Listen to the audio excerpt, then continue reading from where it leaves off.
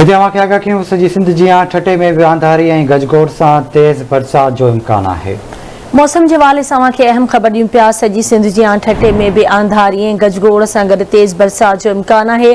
तूफ़ानी बरसातुनि जे ख़दशे सबब ठटे जी ज़िले इंतज़ामिया कलम 144 लागू करे छॾियो आहे। ठटे में डंडुनि वाहन ऐं वाटर पार्कनि में विंझण ते पाबंदी लगाई वई आहे, जंहिंजो नोटिफिकेशन भी जारी कयो वियो आहे।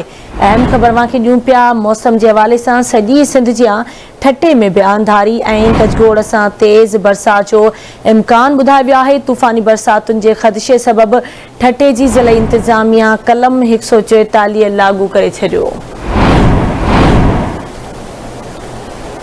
अहम खबर है ठटो मामा के ॾियूं पिया। सॼी सिंध जी ठटे में भी आंधारी ऐं गजगोड़ सां तेज़ बरसात जो इम्कान है। तूफ़ानी बरसातुनि जे ख़दशे सबब ठटे जी ज़िले इंतज़ामिया कलम 144 लागू करे छॾियो आहे।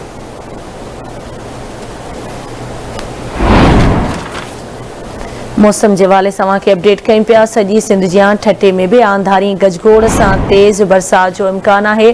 तूफ़ानी बरसातुनि जे ख़दशे सबब ठटे जी ज़िले इंतज़ामिया कलम 144 लागू करे छॾियो। ठटे में डंडुनि वाहन ऐं वाटर पार्कनि में विंझण ते पाबंदी लागू कई वई आहे, जंहिंजो नोटिफिकेशन भी जारी कयो वियो आहे। सॼी सिंध जी ठटे में भी आंधारी ऐं गजगोड़ सां तेज़ बरसात जो इम्कान है। तफ़सील मालूम कंदासीं ठटे मां आवाज़ जे रिपोर्टर रशीद जाखरो खां। रशीद, छा सूरतहाल ॾिसो पिया? सॼी सिंध जी ठटे में भी आंधारी ऐं गजगोड़ सां तेज़ बरसात जो इम्कान ॿुधायो वियो आहे।